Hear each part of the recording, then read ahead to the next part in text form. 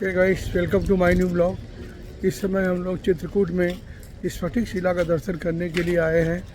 चलिए हम वहाँ का दर्शन आपको कराते हैं। गाइस, अभी हम लोग स्फटिक शिला का दर्शन करने के लिए यहाँ पर पहुँच गए हैं। स्फटिक शिला वह स्थान है, वनवास के समय श्री राम और माता सीता वहाँ पर बैठा करते थे। यहाँ पर इनके पैरों के निशान पत्थर पर पड़ गए हैं। चित्रकूट में स्फटिक शिला एक छोटी सी चट्टान है जो रामघाट से ऊपर की ओर मंदाकिनी नदी के किनारे स्थित है। यह ऐसा स्थान माना जाता है जहां माता सीता ने श्रृंगार किया था और वहां के मनोरम दृश्य को वो देखते रहती थी। यहाँ के बारे में एक कथा है, कौवा पक्षी काना क्यों होता है, उसे एक आँख से कम क्यों दिखाई देता है। कथा इस प्रकार है, एक बार माता सीता चित्रकूट में इस शिला पर बैठकर मंदाकिनी नदी के मनोरम दृश्य को देख रही थी। उसी समय राजा इंद्र का पुत्र जयंत कौवा पक्षी का रूप धारण कर आ पहुँचा। भेष बदल कर लोगों को परेशान करने में उसे बहुत ही आनंद आता था। माता सीता को तंग करने के लिए उनके पैरों में चोट मार दी। माता के पैरों में रक्त बहने लगा। यह देखकर प्रभु श्री राम बहुत क्रोधित हुए। उन्होंने स्फटिक शिला पर मौजूद तिनकों से धनुष बाण बनाया और प्रहार कर दिया। प्रभु के राम के प्रहार से बचने के लिए वह तीनों लोक में भटकता रहा, उसे कहीं भी शरण नहीं मिला। अंत में उसे अपने भूल का प्रायश्चित हुआ। अंत में माता सीता के चरणों में दंडवत होकर क्षमा याचना करने लगा। माता सीता ने जयंत को क्षमा कर दिया, किंतु प्रभु श्री राम का प्रहार खाली नहीं जा सकता, इसलिए कौवा पक्षी के रूप में आए जयंत की आँख में प्रतीकात्मक प्रहार हुआ और तभी से कौवा पक्षी को एक आँख से कम दिखाई देता है।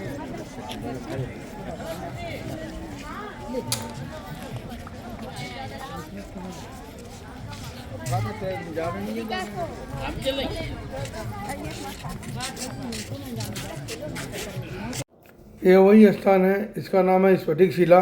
यहाँ पर प्रभु राम एवं माता सीता के पैरों के निशान हैं। इसके बारे में महाराज जी आपको कुछ बताएंगे। जो ऐसा पत्थर सारे चित्रकूट में नहीं, इस पत्थर में क्यों बैठा जाता है, इस पत्थर के ऊपर क्यों बैठा जाता है, भगवान क्या किए हैं, दोनों चीज में 3 मिनट में बताऊंगा। मेरे यहाँ टाइम नहीं लगता, यहाँ केवल टाइम लगेगा 3 मिनट। यहाँ भगवान रामचंद्र जी जंगल से फूल लाए, इस शिला में बैठ करके भगवान बेड़ी हाथ गजरा बनाया, माता का श्रृंगार। तभी इंद्र का लड़का जयंत कौवा का रूप बनाया और माता के पैर में चोट। हमारी बात समझ में आ रही है? जब खून बहने लगा, भगवान एक तिनके का बाण मारा, कौवा तीनों लोक में भगा, लेकिन कोई बचाया नहीं, क्योंकि राम के दुश्मन को कौन बचाएगा। तब नारद जी ने कहा कि तू भगवान के पास जा, बाकी संसार में कोई नहीं बचाएगा। तब दोबारा आया, माफी मांगा, तो भगवान एक आंख छोड़ देते हैं। आज भी कौवा एक आंख का होता है। कौवा जानते हैं ना, एक आंख का होता है। ये भगवान का बायां पैर है, दाहिने पैर का घुटना है, दाहिने पैर का अंगूठा है। जब घुटना टेक करके भगवान ने कौवा को बाण मारा है। यहाँ राम बैठे, यहाँ माता जानकी बैठे। ये माता जानकी का पैर है, नीचे लखन किला, ऊपर मंदिर। लेकिन अब आप ध्यान से देखें, क्योंकि बहुत लोग डरते रहते हैं। हम बोले हैं यहाँ डर नहीं है, लूट नहीं है, जबरदस्ती नहीं है। क्यों? यहाँ पंडा नहीं, ये महात्मा की जगह है। बाबू जो ये 5 कलर का झंडा जहाँ प्राचीन सारा लिखा, बेटा यहाँ के बड़े महाराज साल में एक बार, यानी 10 जनवरी पे 17 जनवरी मकर संक्रांति 7 दिन महाविष्णु यज्ञ कर रहे हैं। यज्ञ जानते हैं, उसी में श्रद्धा अनुवाद, जबरदस्ती नहीं। थोड़ा बहुत 51 रुपए, 101 रुपए यज्ञ में दान लेते हैं, लेकिन बेटा कोई बंधन, कोई जबरदस्ती नहीं। 1 मिनट मर्जी और आत्मा कहे दान कर सकते हैं, क्योंकि अंत में केवल एक दान ही जाता है। और नहीं मर्जी तो डरिए नहीं, घबराइए नहीं। इन लाल चिन्हों को बचा करके प्रेम पूर्वक परिक्रमा लगा करके जा सकते हैं। 1 मिनट परिक्रमा करना जरूरी है, दान करो चाहे मत करो। आपको ये भी बता दूं कि भक्तों 51 और 101 रुपए का दान इसलिए लिया जाता है कि यज्ञ में, तीर्थ में एक साधु ब्राह्मण का भोजन हो जाता है। लेकिन हमारे यहाँ किसी की आत्मा दुखा करके एक पैसा नहीं लिया जाता। परिक्रमा तब होगा जब सब लोग खड़े हो जाए। सब लोग हरे कृष्णा हरे कृष्णा। उसका भला जो ना दे। इस स्फटिक शिला का देखिए लोग परिक्रमा कर रहे हैं। हमने भी इस स्फटिक शिला का परिक्रमा किया। हरे कृष्णा। गाइस, हमने इस स्फटिक शिला का परिक्रमा किया और दर्शन किया। अभी हम श्री राम मंदिर में दर्शन करने के लिए जा रहे हैं। यहीं पर स्फटिक शिला के सामने ही यह मंदिर है। गाइस, हमने इस स्फटिक शिला का परिक्रमा किया और दर्शन किया। अभी हम श्री राम मंदिर में दर्शन करने के लिए जा रहे हैं। यहीं पर स्फटिक शिला के सामने ही यह मंदिर है।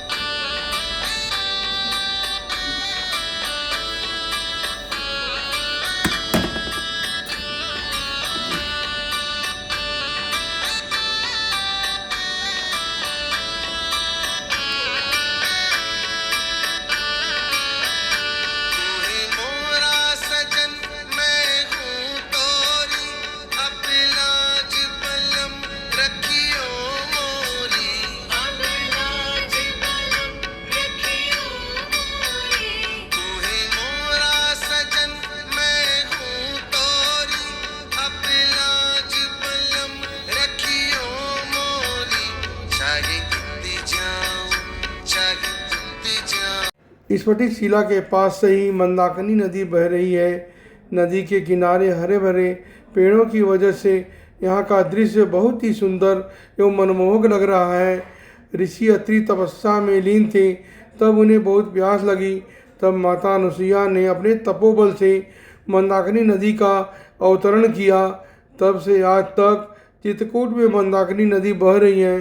मंदाकिनी नदी में लाखों की संख्या में श्रद्धालु साल के 12 महीने आते रहते हैं। इस स्थान में प्रभु राम के आगमन एवं उनके चरणों के स्पर्श से यह जगह पावन और पवित्र हो गया है।